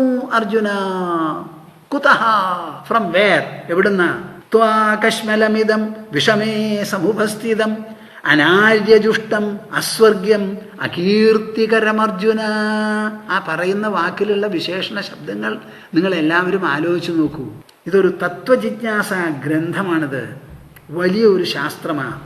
അർജുനൻ ദയവാണ്, ദാക്ഷിണ്യമാണ്, കൃപയാണ് എന്ന് ചിത്രീകരിച്ചുകൊണ്ടാണ് അർജുനൻ്റെ പുറപ്പാട്. കൃഷ്ണൻ മുദ്ര കുത്തുന്നത് വേറെയാ. ഇത് കശ്മലമാണ്. ഇത് ഹൃദയത്തിൻ്റെ ബലഹീനതയാണ്. ഈ വിഷമഘട്ടത്തിൽ എന്താണിത് പുറത്തു വന്നത്? അനാര്യജുഷ്ടം. ആര്യന്മാർ എന്ന് പറഞ്ഞാൽ ശ്രേഷ്ഠന്മാർ. നമുക്കൊരു ആര്യ തിയറി ഉണ്ട്. എന്ത്? പുറമേ നിന്ന് വന്നു, അവരാണ് ഇന്ത്യയിലെ ആര്യന്മാരെന്ന്. അല്ല, ആര്യൻ എന്നുള്ള വാക്കിനർത്ഥം ശ്രേഷ്ഠൻ എന്നാണ്. ജീവിതത്തെക്കുറിച്ച് കൂലങ്കഷമായി വിചാരം ചെയ്ത് ആ ജീവിതത്തിൻ്റെ ലക്ഷ്യവും അത് നേടാനുള്ള മാർഗവും അന്യഥാ ജീവിതത്തിൻ്റെ സ്വഭാവവും നല്ല പോലെ പരിചിന്തനം ചെയ്ത് പരിഗണിച്ച് നല്ല തീരുമാനങ്ങളിലെത്തി ആ തീരുമാനങ്ങൾക്ക് വിധേയമായി നിഗമനങ്ങൾക്ക് വിധേയമായി മുന്നോട്ട് പോകുന്നവൻ. ചുരുക്കം പറഞ്ഞാൽ വീണ്ടു വിചാരമുള്ളവൻ എന്നാണ് അർത്ഥം ആര്യന്. നമ്മുടെ ഡ്രാമയിലൊക്കെ കാണാം, രാജ്ഞിമാരും രാജപത്നിമാരുമൊക്കെ ആര്യപുത്ര എന്നാണ് ഭർത്താവിനെ വിളിക്കുക. എന്താ ഈ ആര്യൻ? ശ്രേഷ്ഠൻ. രാജാവ് ചെയ്യുന്ന എല്ലാ പ്രവൃത്തിയും ശ്രേഷ്ഠമായിരിക്കണം, ആദരണീയമാകണം, അതിലൊരു തെറ്റ് വരരുത്. ആ ശ്രേഷ്ഠതയെ ഉദ്ദേശിച്ചാണ് ശ്രീരാമൻ സീതയെ ഉപദേശിക്കാൻ പൊടുന്നനെ തീരുമാനിച്ചത്. അതാണ് രാജകീയ ബുദ്ധി, രാജാവിൻ്റെ ആ മനസ്സാന്നിധ്യമാണത്. അപ്പോൾ അനാര്യജുഷ്ടം, ആര്യന്മാർ ആരും ഇത് ശ്ലാഘിക്കുന്നതല്ല, അവർ അനുസരിക്കുന്നതോ അനുവർത്തിക്കുന്നതോ അല്ല. അസ്വർഗ്യം, ഇത് സ്വർഗത്തിലേക്കും നയിക്കില്ല. അർജുനൻ പറഞ്ഞതോ, ഈ യുദ്ധം ചെയ്തു കഴിഞ്ഞാൽ നരകേ അനിയതം വാസോ ഭവതീത്യനുശുശ്രുമ. ഈ യുദ്ധം ചെയ്തു കഴിഞ്ഞാൽ നമുക്ക് എല്ലാവർക്കും കൃഷ്ണനടക്കം നരകത്തിലേക്ക് പോകേണ്ടി വരും. അവിടുന്ന് നമ്മളെ ഉദ്ധരിക്കാൻ ഒരാളും ഉണ്ടാവില്ല, താഴത്ത് വർണ്ണസങ്കരം വന്നതിൻ്റെ പേരിൽ എന്നൊക്കെയാണ് പറഞ്ഞത്. കൃഷ്ണൻ പറയുന്നതോ, സ്വർഗത്തിലേക്ക് നയിക്കുന്നതല്ല അർജുനന്റെ ഈ തീരുമാനം, മറിച്ച് അസ്വർഗ്യമാണ്, ഇത് നരകത്തിലേക്ക് നയിക്കുന്നതാണ്. അകീർത്തികരമർജുന. ഇങ്ങനെ ഒരു തീരുമാനമെടുത്താൽ കൊള്ളാവുന്ന ഒരൊറ്റ ആളും ഇത് ശരിയായി എന്ന് പറയില്ല, പറയാൻ പോകുന്നില്ല. ഈ വാക്കുകൾ നിങ്ങൾ വളരെയധികം ചിന്തിക്കണം. അർജുനന്റെ നിലപാടെന്തോ അത് പൂർണ്ണമായും നിരാകരിച്ചുകൊണ്ടാണ് കൃഷ്ണന്റെ അവതരണം. അനാര്യജുഷ്ടം അസ്വർഗ്യം അകീർത്തികരം അർജുന. അത് ഇതിൽ കൃപയോ സങ്കടമോ ഒന്നുമല്ല അവിടെ കാര്യം. അർജുന, നിന്റെ മനസ്സിൽ ഒരു ദുർബലത പിടിപെട്ടിരിക്കുക. മഹാഭാരതം പോലെയുള്ള ഒരു മഹായുദ്ധം ചെയ്യാനുള്ള ഉൾക്കരുത്ത് നിനക്ക് പോരാ, ഉൾബലം പോരാ, ഉൾക്കാഴ്ച, ഉൾവീക്ഷണമില്ല. അത് പോരായിയാണ്. തെങ്ങോളം പോന്നാൽ ഈർക്കരിയോളം കാതൽ വേണമെന്ന് പറയും. ആ കാതലില്ലാത്തൊരു നിലയാണ് ഇവിടെ. ക്ലൈബ്യം ആസ്മഗമഃ പാർത്ഥ നൈതത്വൈ ഉപപദ്യതേ ക്ഷുദ്രം ഹൃദയ ദൗർബല്യം ത്യക്തോത്തിഷ്ഠ പരന്തപ. അതുകൊണ്ട് എനിക്ക് കണിശമായി പറയാനുള്ളത് ഇതാ. ക്ലൈബ്യം മാസ്മഗമഃ പാർത്ഥ. ഈ ക്ലീബത, നപുംസകത്വം ഇത് പുരുഷനും സ്ത്രീക്കും ചേർന്നതല്ല. ഒരു നപുംസക സ്വഭാവമാണ് ഈ കാണിക്കുന്നത്. 13 കൊല്ലമായി തയ്യാറെടുപ്പോട് കൂടി വന്ന് ഇത്രനാളും ഉറ്റുനോക്കിക്കൊണ്ടിരുന്ന ഒരു യുദ്ധം, അതിൽ എന്നെ തേരാളിയായി പങ്കെടുപ്പിക്കാനും തീരുമാനിച്ചു. എന്നിട്ട് എന്നെയും കൂട്ടിക്കൊണ്ട് ഇവിടെ വന്നതിന് ശേഷം ഒരു കൃപ എന്നുള്ളൊരു ഒരു ജാള്യം പ്രകടിപ്പിച്ചുകൊണ്ട് ഇങ്ങനെ ചെയ്യാൻ പുറപ്പെട്ടതുണ്ടോ? ഒരിക്കലും ശരിയല്ല. ഇത് ക്ലൈബ്യമാണ്. മാസ്മഗമഃ, ഒരിക്കലും നീ ഇതിന് വിധേയനാവരുത്.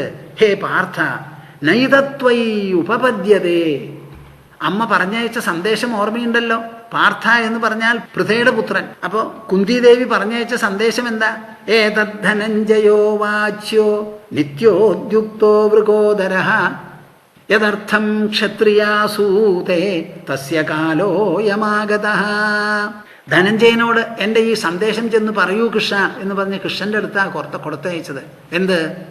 യദർത്ഥം ക്ഷത്രിയാസൂതേ, ക്ഷത്രിയ വനിത എന്തിനു വേണ്ടിയിട്ടാണോ ആൺകുട്ടികൾക്ക് ജന്മം നൽകുന്നത് അതിനുള്ള സമയമായി കഴിഞ്ഞു, തയ്യാറായി, യുദ്ധം ചെയ്തോളൂ എന്നാ. ഇതല്ലേ അമ്മ പറഞ്ഞയച്ച സന്ദേശം. ആ സന്ദേശത്തിന്റെ മുൻപിൽ അർജുന, നീ ഇപ്പൊ ചെയ്യാൻ പുറപ്പെട്ടിട്ടുള്ളത് എന്താ? ഞാൻ യുദ്ധം ചെയ്യില്ല, ഇത് മഹാപാപാണ്. നൈതത്വൈ ഉപപദ്യതേ. നിങ്ങൾ 5 ആളുണ്ട് സഹോദരന്മാര്.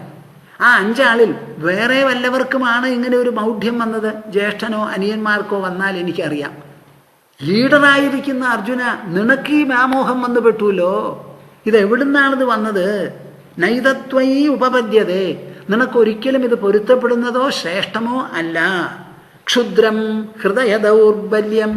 ഇത് ഹൃദയത്തിന്റെ ദുർബലതയാണ്, ബലഹീനതയാണ് എന്ന് മനസ്സിലാക്കി. ക്ഷുദ്രം എന്നുള്ള വാക്കിന് എന്താ അർത്ഥം? ക്ഷുദ്ര ജന്തുക്കൾ എന്നൊക്കെ നമ്മൾ പറയാറുണ്ട്. ക്ഷുദ്രം എന്ന് പറഞ്ഞാൽ തീരെ കൊള്ളാത്തത്, കൊള്ളരുതാത്തത്, വളരെ മോശമായിട്ടുള്ളത്. ഹൃദയ ദൗർബല്യം ത്യക്തോത്തിഷ്ഠ പരന്തപ. അതിനെ മനഃപൂർവം വിവേകത്തോടുകൂടി ഉൾബലത്തോടുകൂടി ഉപേക്ഷിച്ച്, ഹേ പരന്തപ, ഞാൻ ഇവിടെ വന്നിരിക്കുന്നത് ഈ സേനയോട് ദയവ് തോന്നാനോ ദയവ് കാണിക്കാനോ അല്ല. ശത്രുക്കളോട് പടപൊരുതി അവരെ മുഴുവനും നശിപ്പിക്കാനാണ്. അങ്ങനെ പരന്തപനാണ് ഞാൻ എന്ന് വിചാരിച്ച് നീ അമ്പും വില്ലും എടുത്ത് എഴുന്നേൽക്ക് എന്നാണ് കൃഷ്ണൻ പറഞ്ഞത്. പ്രേക്ഷകരെ, ഭക്തജനങ്ങളെ, തത്വജിജ്ഞാസുക്കളെ, ധർമ്മചിന്തകന്മാരെ, എനിക്ക് നിങ്ങളോട് പറയാനുള്ളത് ഈ 8 വരിയുണ്ടല്ലോ, 2 ശ്ലോകം. ഇത് ഭാരതത്തിലുള്ള പ്രജകൾക്കല്ല, ലോക പ്രജകൾക്കുള്ള ഒരു നിത്യ സന്ദേശമാണത്. ഒരിക്കലും നമ്മുടെ മനസ്സ് ബലഹീനമാകരുത്, അതിനെ അനുവദിക്കരുത്. അനാവശ്യമായിട്ട് നമുക്ക് കരയേണ്ടതുമില്ല. നിങ്ങൾക്ക് കുറച്ച് കരഞ്ഞ് സമാധാനം വരികയാണെങ്കിൽ വന്നോട്ടെ. പക്ഷേ ഒരൊറ്റ കാര്യത്തിനെക്കുറിച്ചും ക്രമാതീതമായി ദുഃഖിക്കരുത്. ലോകത്തിന് അതിൻ്റേതായ അജയ്യ ക്രമങ്ങളുണ്ട്. ഇവിടെ ഒരു വ്യവസ്ഥയും നമ്മൾ ഉണ്ടാക്കിയതല്ല. പ്രപഞ്ചത്തിൻ്റെ വ്യവസ്ഥകളിലാണ് ഭൂമി ചുറ്റിത്തിരിയുന്നത്, സൂര്യൻ പ്രകാശിക്കുന്നത്, നമ്മുടെ ഹൃദയം മിടിക്കുന്നത്, ശ്വാസകോശം ചുങ്ങി വീർക്കുന്നത്, രക്തം സഞ്ചരിക്കുന്നത്, ശരീരത്തിൽ നിന്ന് ചൂട് വിസർജിക്കപ്പെടുന്നത്. ഇതൊക്കെ പ്രപഞ്ചത്തിൻ്റെ വ്യവസ്ഥകളാണ്. അതിൽ സൂക്ഷ്മ വ്യവസ്ഥകളും സ്ഥൂല വ്യവസ്ഥകളും ചെറിയ തോതിലും വലിയ തോതിലും ഉള്ളതുണ്ട്. ആ പ്രപഞ്ച വ്യവസ്ഥകൾക്ക് വിധേയമായിട്ട് ലോകം തിരിയണു. അതിൽ ഒരു ജന്മം നമ്മുടെ മനുഷ്യജന്മം. ആ മനുഷ്യജന്മത്തിൽ നാം അർഹിക്കുന്നത് എന്താ? ഇതിനെ വേണ്ടതുപോലെ മനസ്സിലാക്കി ഗ്രഹിച്ച് വേണ്ടതുപോലെ ജീവിച്ചാൽ നന്നായി. ഒരു സാമഞ്ജസ്യം വളർത്തിയെടുക്കണം, അതാണ് നമുക്ക് ആവശ്യം.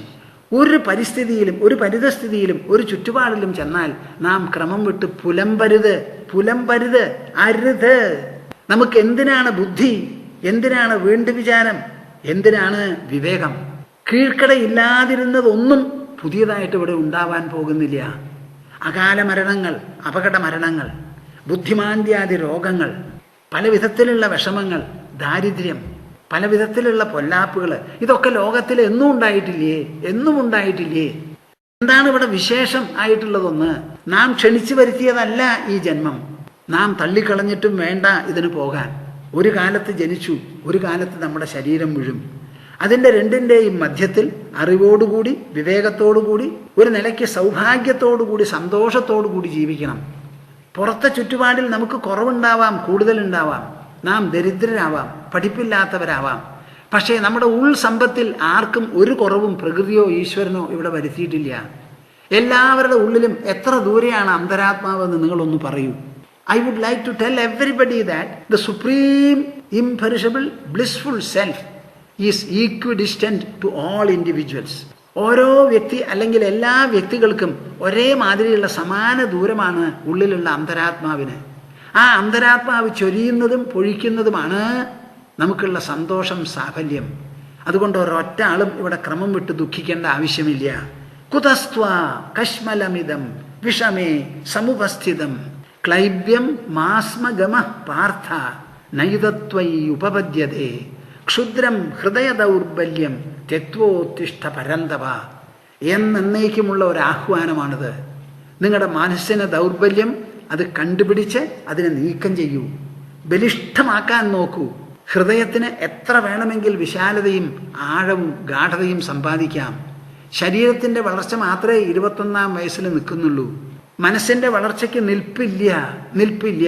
അതെന്നും വളർന്നോളും അന്തിമ ശ്വാസം വരെ. എന്തിനാ ഞാനിത് പറയുന്നത്? സതതാ പുരുഷവ്യാഘ്രോ യുക്ത്യാമേ പ്രതിബോധിത. നിങ്ങൾ കേൾക്കുന്നുണ്ടോ ഈ പറയുന്നത്? ഗൗരവം മനസ്സിലാവുന്നുണ്ടോ?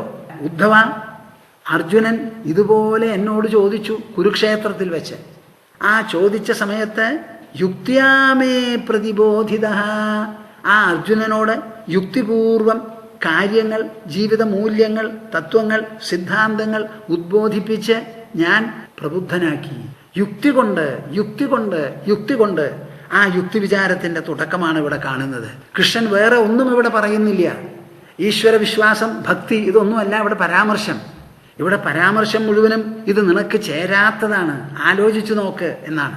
ശ്രുതി, യുക്തി, അനുഭവം എന്ന് പറയുന്ന 3 എണ്ണാണ് നമ്മുടെ അധ്യാത്മ ജീവിതത്തിൽ ധാർമ്മിക കാര്യങ്ങൾക്കെല്ലാം തന്നെ പ്രമാണം. ശ്രുതി എന്ന് പറയുന്നത് നമ്മുടെ ശാസ്ത്രങ്ങളിൽ, വേദങ്ങളിലൊക്കെ പറഞ്ഞിരിക്കണം. യുക്തി എന്ന് പറഞ്ഞാൽ നമ്മുടെ ബുദ്ധി ഉപയോഗിച്ച് കാര്യകാരണ സഹിതം ചിന്തിച്ച് അതിന് നല്ല ഒരു ആധാരം യുക്തിസഹമായിട്ട് വേണം. അനുഭവം എന്ന് പറഞ്ഞാൽ അവനവൻ്റെ മനസ്സിലോ അല്ലെങ്കിൽ ഉന്മന്യ അവസ്ഥയിലോ ഉള്ള അനുഭവം. ഇത് 3 കൂടി ചേരുമ്പോഴേ നമ്മുടെ ശാസ്ത്രം എന്തെങ്കിലും ഒന്ന് പറയുമ്പോൾ അത് ശരിയായിട്ടും അംഗീകരിക്കാൻ പറ്റിയതായിട്ടും സമ്മതിക്കുള്ളൂ. അതിൽ ആ യുക്തി എത്രത്തോളം പ്രധാനമാണെന്ന് കൃഷ്ണൻ തന്നെ പറയുകയാണ്. ആ യുക്തിപൂർവം അർജുനൻ പറഞ്ഞതിനെയും അർജുനൻ്റെ നിലയെയും ചോദ്യം ചെയ്ത്, ഇത് ശരിയല്ല, ഇത് കൃപയല്ല, ഇത് ദയവല്ല, ഇത് വാസ്തവത്തിൽ ഒരു ദുർബലതയാണ് മനസ്സിൻ്റെ എന്നങ്ങോട്ട് സ്ഥാപിച്ചപ്പോൾ അതിൻ്റെ ആ പ്രത്യക്ഷമായിട്ടുള്ള മറുപടി നോക്കൂ. എത്ര വിശേഷപ്പെട്ട വ്യത്യാസം. കരഞ്ഞുകൊണ്ടിരുന്ന അർജുനൻ കരച്ചിൽ നിർത്തി. കൃഷ്ണൻ പറഞ്ഞത് 64 അക്ഷരമാണിതിൽ. 2 ശ്ലോകം, 4 വരികൾ, 8 അക്ഷരമാണ് ഓരോ വരിയിൽ. ഒരു ശ്ലോകത്തിൽ 32 അക്ഷരം, 64 അക്ഷരം പറഞ്ഞേ ഉള്ളൂ യുക്തിസഹമായി. ഉടനെ അതിന് മിന്നൽ പിണറ് പോലെയുള്ള സ്വാധീനമാണ് അർജുനൻ്റെ മനസ്സിലും ബുദ്ധിയിലും ഉണ്ടായത്. അർജുനൻ അതിന് മറുപടി പറയാണ്. അതേവരെ കരഞ്ഞുകൊണ്ട് അമ്പും വില്ലും താഴത്തിട്ട് കുഴഞ്ഞു ഒടിഞ്ഞു തൂങ്ങിയ അർജുനൻ ഇതാ കൃഷ്ണന്റെ മുഖത്ത് നോക്കി സംസാരിക്കുകയാണ്. അർജുന ഉവാച കഥം ഭീഷ്മമഹം സംഖ്യേ ദ്രോണം ച മധുസൂദന ഇഷുഭിഃ പ്രതിയോത്സ്യാമി പൂജാർഹാവരിസൂദന. കൃഷ്ണൻ എന്നോട് പറഞ്ഞല്ലോ, എന്ത്? കുതസ്ത്വാ കശ്മലമിതം, ഇങ്ങനെ ഒരു അന്തർദൗർബല്യം എവിടുന്ന് നിന്നെ പിടികൂടി എന്ന് ചോദിച്ചുല്ലോ. അതിന് കാരണമുണ്ട്. അങ്ങ് പറഞ്ഞത് ഞാൻ സമ്മതിച്ചു. സ്വജനങ്ങളെ പറ്റി ഒരു വാക്ക് ഞാൻ ഇനി പറയില്ല. അതിനെ സംബന്ധിച്ച് ഒരു ദയവും എൻ്റെ മനസ്സിലില്ല. പക്ഷേ എൻ്റെ മനസ്സിലും ബുദ്ധിയിലും അവശേഷിക്കുന്നത് ഈ ഭീഷ്മരെയും ദ്രോണരെയും ഞാൻ എങ്ങനെ നേരിടും എന്നുള്ളതാണ്. എങ്ങനെ നോക്കിയാലും മുത്തച്ഛനും ആചാര്യനുമായിരിക്കുന്ന ഇവർ 2 പേരെ എങ്ങനെ ഞാൻ പടപൊരുതും? ആ കഥം എന്നുള്ള വാക്കിന് വലിയൊരർത്ഥമാണ്. പടപൊരുതാം എന്ന് സമ്മതിച്ചാൽ പോലും അതിനുള്ള സാങ്ഷൻ എവിടെ? അനുമതി എവിടെ? വൈകാരികമായിരിക്കുന്ന മനുഷ്യ മനസ്സതിന് സമ്മതിക്കുമോ? യുക്തിസഹമായി ചിന്തിച്ചാൽ ബുദ്ധി ഇതിന് സമ്മതം മൂളുമോ? ഇത് അന്യായമല്ലേ? അപഖ്യാതിയല്ലേ? ഇത് വല്ലാത്തൊരു പൊരുത്തക്കേടല്ലേ? കൂറുകേടല്ലേ? നെറിവുകേടല്ലേ? എങ്ങനെയാണ് ഞാൻ ചെയ്യുക? വേണമെന്ന് വിചാരിച്ചാൽ പോലും എൻ്റെ കയ്യിനോ കാലിനോ എൻ്റെ മനസ്സിനോ ബുദ്ധിക്കോ അതിനുള്ള ബലം എവിടുന്ന് കിട്ടും? കഥം, എങ്ങനെ ഞാൻ അവരുമായി പടപൊരുതും? കഥം ഭീഷ്മമഹം സംഖ്യേ ദ്രോണം ച മധുസൂദന. ഈ യുദ്ധത്തിൽ ഭീഷ്മനെയും ദ്രോണനെയും മധുസൂദന. മധുസൂദനൻ എന്ന് പറഞ്ഞാൽ മധു എന്ന് പറയുന്ന ശത്രുവിനെയാണ് അങ്ങ് നേരിട്ടത് യുദ്ധത്തിൽ. ഇവർ ശത്രുക്കളല്ല, അല്ല, ഇവരുടെ സ്ഥാനം വേറെയാണ്. ഇഷുഭിഹി പ്രതിയോത്സ്യാമി പൂജാർഹാവരിസൂദന. പൂജാർഹവും, ഇവരെ കണ്ട മാത്രയിൽ പ്രണമിച്ച് പുഷ്പങ്ങളും ചന്ദനവുമെല്ലാം കൊണ്ടുവന്ന് അവരെ പാദപൂജ ചെയ്ത് നമസ്കരിച്ച് അനുഗ്രഹം മേടിക്കേണ്ടവരാണവർ. അങ്ങനെയുള്ളവരെ ഇഷുഭിഹി പ്രതിയോത്സ്യാമി, കൂർത്തുമൂർത്ത ശരം അവരുടെ ശരീരത്തിൽ പ്രയോഗിച്ച് ചോര ഒലിപ്പിക്കുന്നത് എങ്ങനെയാണ് എന്നാ ചോദിക്കുന്നത്. ഇത് മനുഷ്യ മനസ്സിന് സാധിക്കുമോ? ഇതിൻ്റെ പിന്നിൽ എങ്ങനെയാണ് യുക്തി അണിനിരക്കുക? കഥം ഭീഷ്മമഹം സംഖ്യേ ദ്രോണം ച മധുസൂദന ഇഷുഭിഹി പ്രതിയോത്സ്യാമി പൂജാർഹാവരിസൂദന. അർജുനൻ വെറുതെ വിടുന്നില്ല, കാരണം പറയുന്നുണ്ട്. ഗുരൂനഹത്വാ ഹി മഹാനുഭാവാൻ ശ്രേയോ ഭോക്തും ഭൈക്ഷ്യമപീഹ ലോകേ ഹത്വാർത്ഥകാമാംസ്തു ഗുരൂനിഹൈവ ഭുഞ്ജീയ ഭോഗാൻ രുധിരപ്രദിഗ്ധാൻ. ഈ ഗുരുനാഥന്മാരെ, ആരായി ഗുരുനാഥന്മാരെ? ശിഷ്യന്മാരെ എപ്പോഴും അനുഗ്രഹിച്ചു കൊണ്ടിരിക്കുന്നവരാണ് ഗുരുജനങ്ങൾ. ശിഷ്യനെ സംബന്ധിച്ച് അവർക്ക് വേറെ ഒരു വിചാരവും ഒരു വികാരവും മനസ്സിലുണ്ടാവില്ല. അങ്ങനെ മഹാനുഭാവാൻ ഗുരൂൻ അഹത്വ. മഹാനുഭാവാൻ എന്ന് പറഞ്ഞാൽ എന്താ അർത്ഥം? മഹാനായിരിക്കുന്ന അനുഭവം ആർക്കുണ്ടോ അവരാണ് മഹാനുഭാവന്മാർ. അവർ തത്വജ്ഞാനികളാണ്, ആത്മജ്ഞാനികളാണ്, ബ്രഹ്മജ്ഞാനികളാണ്, ബ്രഹ്മവിദ് വരിഷ്ഠന്മാരാണ്, ബ്രഹ്മവരിഷ്ഠന്മാരാണ് അവർ. അങ്ങനെയുള്ളവരെ കൊന്ന് ശ്രേയോ ഭോക്തും ഭൈക്ഷ്യമപീഹ ലോകേ, ഈ ലോകത്തിൽ ജീവിക്കാൻ പറ്റില്ല. അങ്ങനെ വന്നാൽ അവരെ കൊല്ലുന്ന ആ സാഹചര്യം തന്നെ ഉപേക്ഷിച്ച്, ഞാനൊരു ക്ഷത്രിയനായതുകൊണ്ടല്ലേ എനിക്ക് യുദ്ധം ചെയ്യേണ്ടി വരണത്, ക്ഷത്രിയ ജീവിതം തന്നെ വേണ്ട, ഞാൻ സന്യാസം സ്വീകരിച്ചു കളയാം. ഉപജീവനത്തിന് വേണ്ടി ഭൈക്ഷ്യമപീഹ ലോകേ ഭോക്തും ശ്രേയ, ഭിക്ഷ യാചിക്കാം ഞാൻ. സന്യാസിമാരാണ് ഭിക്ഷ യാചിക്കുക. അതുകൊണ്ട് ക്ഷത്രിയ പട്ടം എനിക്ക് വേണ്ട. ഞാനൊരു സന്യാസം സ്വീകരിച്ച് ഭിക്ഷ യാചിച്ചുകൊണ്ട് കാലക്ഷേപം കൊണ്ടു നടത്താം. ഹത്വാർത്ഥകാമാംസ്തു ഗുരൂനിഹൈവ ഭുഞ്ജീയ ഭോഗാൻ രുധിരപ്രദിഗ്ധാൻ. ഈ പടപൊരുതി, ഈ യുദ്ധം ചെയ്തു, ഗുരുജനങ്ങളെ അടക്കം വധിച്ചു, സ്വജനങ്ങളെയെല്ലാം കൊന്നു. എന്നിട്ട് നമുക്ക് രാജ്യം തിരിച്ചു കിട്ടി. എന്തു ചെയ്യും? ആ രാജ്യത്തിലുള്ള സുഖഭോഗങ്ങളും കിട്ടുന്ന കപ്പം നികുതി ഇതൊക്കെ മേടിച്ച് സുഖമായിട്ട് നമ്മൾ ജീവിക്കും. ആ ജീവിക്കുന്ന ജീവിതം എങ്ങനെയാവും? ഹത്വാർത്ഥ കാമാംസ്തു ഗുരൂനിഹൈവ. ഈ ഗുരുജനങ്ങളെ കൊന്നാൽ നമുക്ക് കിട്ടാൻ പോകുന്നത് എന്താ? അർത്ഥകാമാൻ ഭോഗാൻ ഭുഞ്ജീയ. ധർമ്മം, അർത്ഥം, കാമം, മോക്ഷം എന്ന് പറയുന്ന 4 പുരുഷാർത്ഥം. ആദ്യമായിട്ട് ധർമ്മം. നാം ചെയ്യുന്ന പ്രവൃത്തികളിലും ചിന്തിക്കുന്നതിലും സംസാരിക്കുന്നതിലും ധർമ്മം വളരെ വ്യക്തമായിട്ടിരിക്കണം, ധർമാനുസാരമാകണം. അങ്ങനെ ധർമാനുസാരമായി പണമോ അർത്ഥമോ വിഭവങ്ങളോ സമ്പാദിക്കാം. ആ സമ്പാദിച്ച വിഭവങ്ങൾ ഉപയോഗിച്ച ആശകളും ആഗ്രഹങ്ങളും നിറവേറ്റാം. ഈ നിറവേറ്റുന്നത് മുഴുവൻ അവസാനം എല്ലാം വിട്ടു പോകാനുള്ള മോക്ഷത്തിനായിരിക്കണം. ഇങ്ങനെ 4 ധർമ്മം, അർത്ഥം, കാമം, മോക്ഷം. അതിൽ ഈ യുദ്ധത്തിൽ ഞാൻ കാണുന്നത് അർത്ഥകാമങ്ങൾ മാത്രമേ കാണുന്നുള്ളൂ. ധർമ്മവുമില്ല, ഇവിടെ മോക്ഷവും ഭക്തിയുമില്ല. അങ്ങനെ നമുക്ക് കിട്ടാൻ പോകുന്ന ഭോഗങ്ങൾ എങ്ങനെയാവും? അർത്ഥകാമങ്ങൾ മാത്രമായിരിക്കും. പോരാ, എന്താ? രുധിരപ്രദിഗ്ധാൻ. ഇവരുടെ ചോര ചിന്തൂലോ, ആ ചോരയാൽ അങ്കിതമായിരിക്കും നമ്മുടെ ആഹാര വസ്തുക്കൾ മുഴുവനും. അതിൽ അർത്ഥവും കാമവും മാത്രമേ ഉണ്ടാവുള്ളൂ, ധർമ്മവുമില്ല, മോക്ഷവുമില്ല. എന്താ കാരണം? ചെയ്യാൻ പാടില്ലാത്തതാണ് നാം ചെയ്യുന്നത്. ഈ ഗുരുജനങ്ങളെ മഹാനുഭാവാൻ, പൂജാർഹവും 2 വാക്കാണ് ഉപയോഗിക്കുന്നത്. ഇവരൊക്കെ മഹാനുഭാവന്മാരാണ്, പൂജാർഹന്മാരാണ്. അങ്ങനെയുള്ളവരെ കൊന്നിട്ട് നമുക്ക് ഈ രാജ്യം കിട്ടിയാൽ തന്നെ അതിലുള്ള സുഖഭോഗങ്ങൾ സംശുദ്ധമോ ഹൃദയഹരമോ ആവില്ല. അത് വലിയ ഒരു പാപമായിരിക്കും. കാർപ്പണ്യദോഷോപഹത സ്വഭാവ പൃച്ഛാമി ത്വാം ധർമ്മസമ്മൂഢചേതാഃ യശ്രേയസ്യാദ് നിശ്ചിതം ബ്രൂഹി തന്മേ ശിഷ്യസ്തേഹം ശാധിമാം ത്വാം പ്രപന്നം. അർജുനൻ്റെ ആലോചന വളരെ വിശേഷപ്പെട്ട ആലോചന. യുദ്ധം ചെയ്യണം എന്ന് വിചാരിച്ചാൽ പോലും അതിന് ഇവിടെ വഴിയില്ല. ഞാൻ അതിനൊരു സാങ്ഷൻ, ഒരു അനുമതി, ഉള്ള അനുമതി കാണുന്നില്ല. വളരെ ഹീനമായിരിക്കും ഈ ശുദ്ധം. അതുകൊണ്ട് അങ്ങ് പറയുന്നത് എനിക്ക് തിരസ്കരിക്കാനോ നിരാകരിക്കാനോ പറ്റില്ല. അങ്ങാണ് പറയുന്നത്. ഹൃദയ ദൗർബല്യം കൊണ്ടാണ് ഞാൻ വട്ടം തിരിയുന്നത്, അത് ഉപേക്ഷിച്ച് അമ്പും വില്ലുമെടുത്ത് യുദ്ധം ചെയ്യണമെന്ന്. അപ്പം അങ്ങയുടെ വാക്കിനെ ഞാൻ നിരാകരിക്കുന്നില്ല. എൻ്റെ ആലോചനയിൽ ഇങ്ങനെയാണ് തോന്നുന്നത്. അപ്പം എന്താ പറയാനുള്ളത്? എൻ്റെ മനസ്സിൽ എന്തോ ഒരു തകരാറുണ്ട്. കാർപ്പണ്യദോഷോപഹത സ്വഭാവ. ഈ ഒരു വരി നിങ്ങളെല്ലാവരും പഠിക്കണം. കാർപ്പണ്യദോഷോപഹത സ്വഭാവ. കാർപ്പണ്യം കാതര്യത എന്നർത്ഥം. ഒരു നിലയ്ക്ക് അത് അല്പത്തം. കാര്യങ്ങളെ വേണ്ടതുപോലെ വിശകലനം ചെയ്ത് മനസ്സിലാക്കി ഒരു പൂർണ്ണ ദൃഷ്ടിയെടുക്കാൻ പറ്റാത്തതായ ഒരു സങ്കുചിതത്വം. അതല്ലെങ്കിലോ അക്ഷരം ബ്രഹ്മ, അനശ്വരമായിരിക്കുന്ന പരമസത്യത്തെ, പരബ്രഹ്മത്തെ മനസ്സിലാക്കാതെ ഈ ലോകത്തിൽ നിന്ന് ആര് വിരമിക്കുന്നുവോ ആ ആളെ കൃപണൻ എന്ന് പറയും.